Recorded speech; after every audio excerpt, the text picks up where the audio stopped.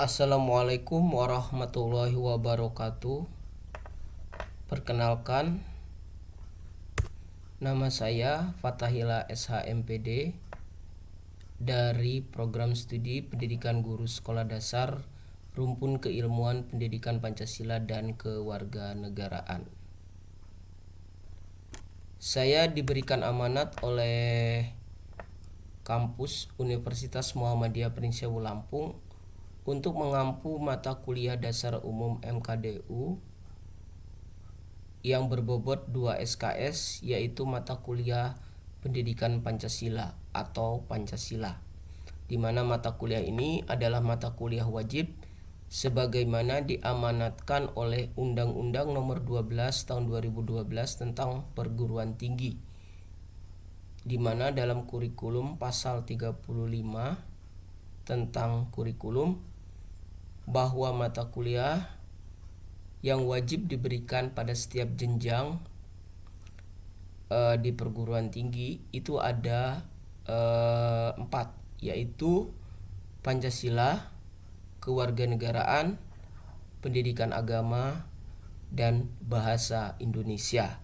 Jadi setiap program studi, mau jurusan apapun, jenjang apapun, kalau namanya pendidikan tinggi diwajibkan untuk mengambil mata kuliah ini.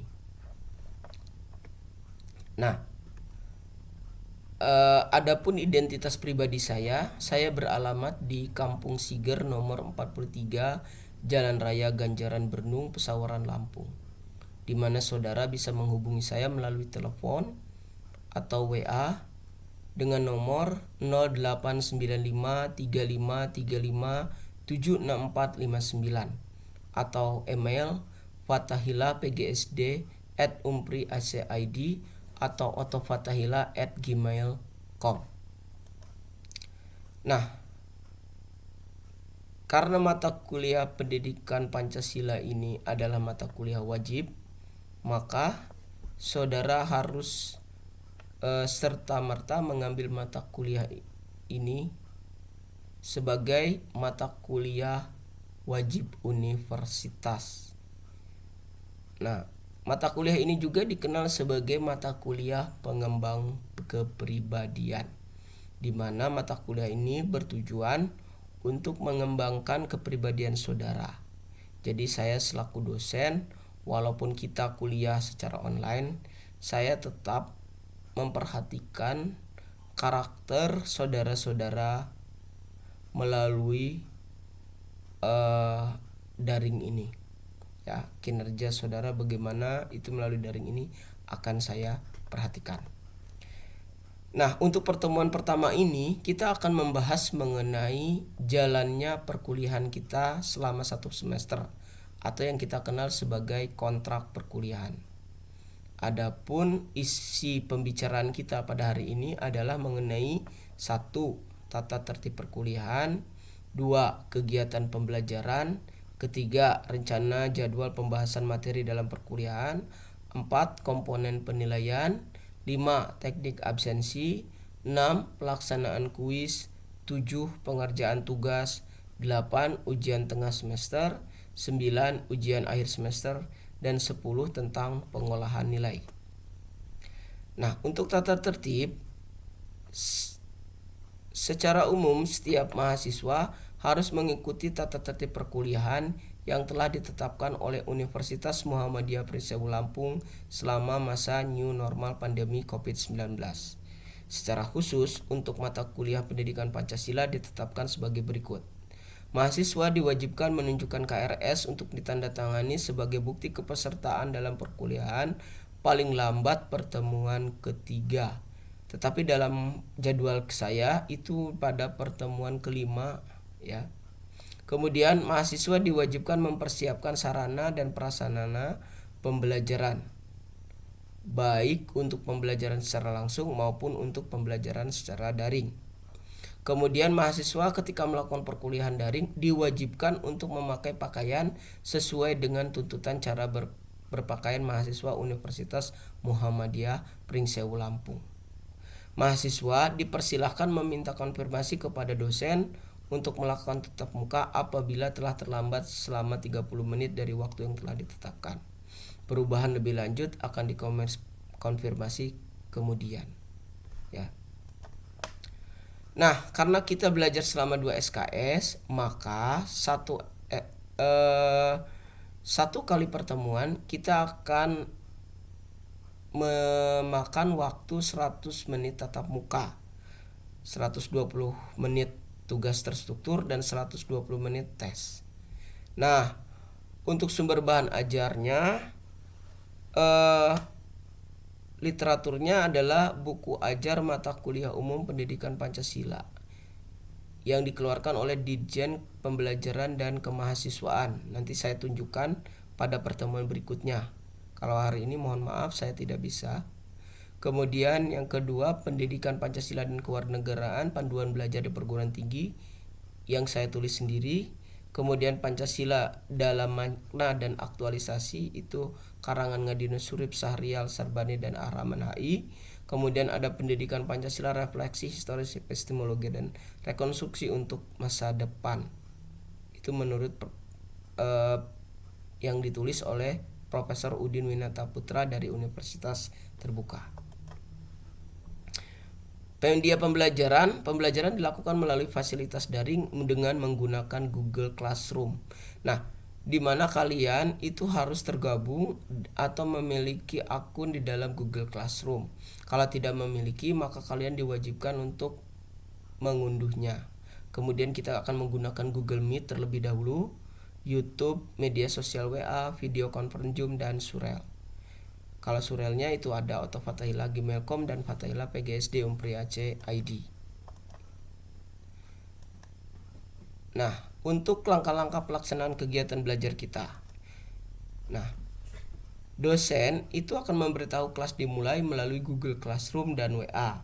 Kemudian memberikan link Google Meet atau Zoom. Jadi Google itunya akan di link, kemudian kita akan melakukan tatap muka melalui Google Meet atau Zoom. Ya. Jadi kalian bisa di situ. Kemudian mahasiswa mengklik Zoom atau Google Meet dan mengkonfirmasi kehadirannya. Dosen menyiarkan PowerPoint dan video ceramah melalui Google Meet, Zoom, dan YouTube. Jadi kalian kalau tidak ini kalian bisa lihat di YouTube atau di Google Meet atau di Zoom. Ya.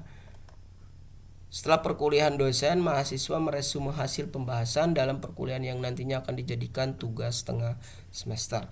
Nah, perubahan akan dikonfirmasi kemudian. Ya.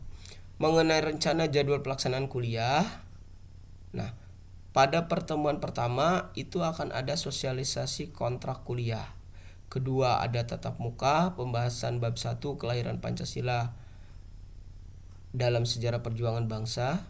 Lalu ketiga tatap muka, pembahasan bab 2 memahami Pancasila. Bab 4 tatap muka, pembahasan bab 3 kedudukan Pancasila sebagai sistem filsafat ilmu pengetahuan. Dan yang kelima ada kuis ya. Kemudian cek kepesertaan dalam kuliah, batas pendaftaran artikel yang akan diresensi. Nah, 6 ada tatap muka, kemudian pembahasan bab 4 kedudukan Pancasila sebagai sistem etika dan hukum. Ketujuh tatap muka, pembahasan bab kelima kedudukan Pancasila sebagai ideologi negara. 8 tatap muka, pembahasan bab ke-6 pembahasan hubungan Pancasila dan agama ya. Kemudian tatap muka, pembahasan mengenai bab ke-7 pembentukan karakter bangsa berdasarkan Pancasila. Ke-10 ujian tengah semester ya. Batas pengumpulan tugas resume. Jadi kalian sudah meresume itu dikumpulkan pada pertemuan ke-10. Ke-11 pengumpulan tugas analisis artikel, nanti ada tugas Bapak jelaskan. Pengundian giliran presentasi. Nah, kemudian berikutnya adalah 12, 13, 14 adalah presentasi. Dan ke-14 adalah batas pengumpulan resume presentasi sebagai kuis kedua ya. Kemudian ada ujian akhir semester 15 atau 16.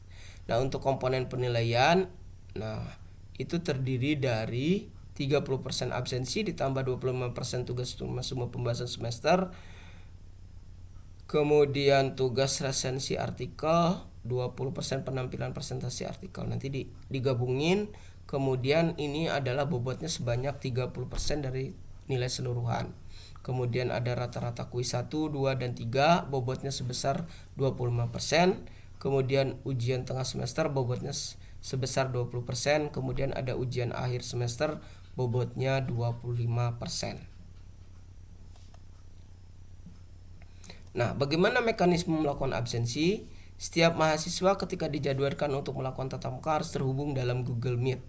Dosen akan mengabsen mahasiswa sebagai bukti tanda kehadirannya.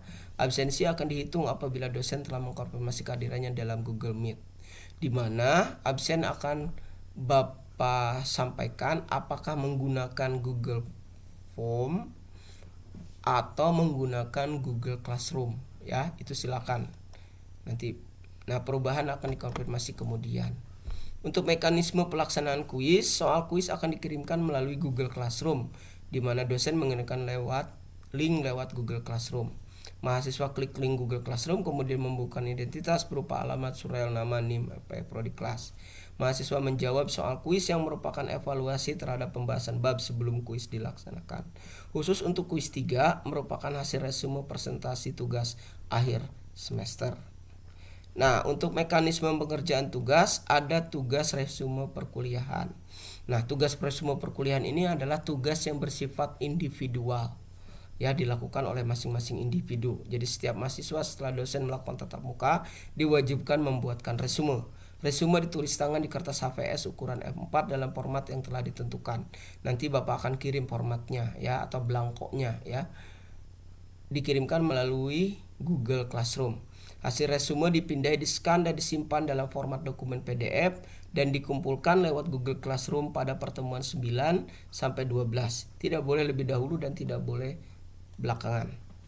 Nah, kemudian ada tugas kelompok.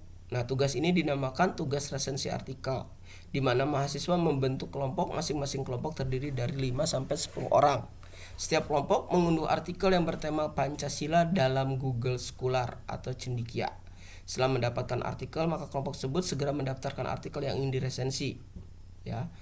Nah, judul yang sudah dipakai terlebih dahulu tidak boleh dipergunakan oleh kelompok yang lain. Jadi kalau apabila ada kelompok lain sudah mendaftarkan judul itu, maka judul itu tidak boleh dipergunakan oleh kelompok lain, ya.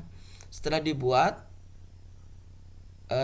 dibaca, lalu dibuatlah resensinya dan disusun penulisannya sebagai berikut. Ya, A. Pendahuluan, B. Isi artikel, C. Kesimpulan artikel, D. Komentar terhadap artikel. Naskah resensi diketik huruf Cambriamat ukuran 11 pada kertas HVS A4 sebanyak 25 halaman minimal 15 halaman. Naskah disimpan dalam bentuk PDF dan dikumpulkan paling lambat pada pertemuan ke-12. Naskah dipresentasikan melalui video dan diunduh ke dalam YouTube secara streaming pada pertemuan ke-13 dan 15, dan linknya disampaikan dalam Google Classroom. Nanti siswa lain akan meresumenya. Ya, seperti itu. Kemudian untuk presentasi tugas, setiap kelompok akan diberikan giliran untuk melakukan presentasi tugas resensi artikel yang ditulis secara streaming atau live, ya, di depan aplikasi YouTube. Giliran urutan presentasi dilakukan dengan diundi. Apabila ada kelompok yang tidak dapat presentasi karena kendala teknis sinyal, dapat dilakukannya di kampus. Apabila tidak melakukan presentasi, maka kehilangan 20% dari nilai tugas resensi artikel. Anggota kelompok lain yang tidak melakukan presentasi meresume presentasi yang dilakukan oleh kelompok yang tampil. Hasil resume dikumpulkan hari itu juga sebagai nilai kuis. Apabila tidak mengumpulkan, maka dianggap tidak hadir dan tidak mengumpulkan kuisnya. Nah, untuk ujian tengah semester itu adalah evaluasi pembelajaran selama setengah semester.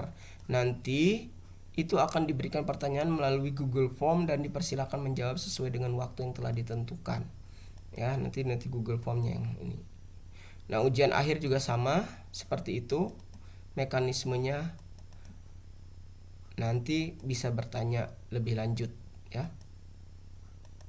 Nah, untuk pengolahan nilai akhir akan diolah melalui mekanisme seperti ini atau dalam slide Bapak.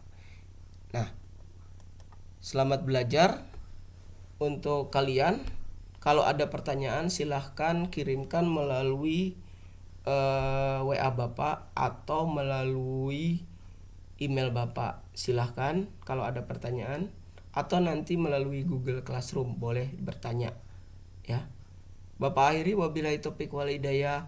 Wassalamualaikum warahmatullahi wabarakatuh.